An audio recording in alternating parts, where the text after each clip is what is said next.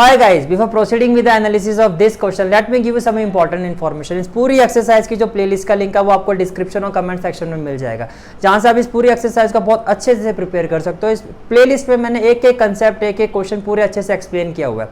While preparing the exercise अगर आपको कहीं भी कोई डाउट आता है किसी भी क्वेश्चन में, किसी भी पॉइंट पर, तो आप अपना जो डाउट है कमेंट सेक्शन में शेयर कर देना। इन द अपकमिंग लेक्चर जो भी आपका डाउट होगा उसको मैं उसका एनालिसिस मैं आपको करवा दूंगा, जिससे क्या होगा ये एक्सरसाइज आपकी बहुत अच्छे से प्रिपेयर हो जाएगी। तो let's start with the analysis of this question. Let's start now. Next question is question number 17। This is the given function. आपको ये कहा जा रहा है ये फंक्शन अगर 3 पर कंटिन्यूअस है, if this function is continuous at x equal to 3, तो a और b के बीच में क्या रिलेशन होगा वो आपको फाइंड करना है। तो देखो x जब 3 से छोटा है तो फंक्शन की वैल्यू ये, x 3 से बड़ा है तो फंक्शन की वैल्यू, यानी कि डबल डेफिनेशन। तो first of all as it is continuous at x equal to 3, function जो है आपका x इक्वल टू 3 पर क्या है, कंटिन्यूअस है। therefore left hand limit should be equal to right hand limit should be equal to f of 3। Is it clear? ठीक है। अब देखो लेफ्ट हैंड लिमिट का मतलब क्या हो गया, लेफ्ट हैंड लिमिट का मतलब हो गया limit x approaches to 3 minus f of x, और राइट हैंड लिमिट का मतलब क्या हो गया, limit x approaches to 3 plus F of X, और यहाँ आपका एफ ऑफ 3 ही आएगा। ये सब क्या होना चाहिए, आपका इक्वल होगा। जब x 3 से छोटा है तो फंक्शन की वैल्यू क्या है, ax प्लस 1 है। तो इसका मतलब limit x approaches to 3 minus, limit x approaches to 3 minus, ये हो जाएगा ax plus 1 equal to limit x approaches to 3 plus, जब x 3 से बड़ा है तो फंक्शन की वैल्यू क्या है, bx प्लस 3,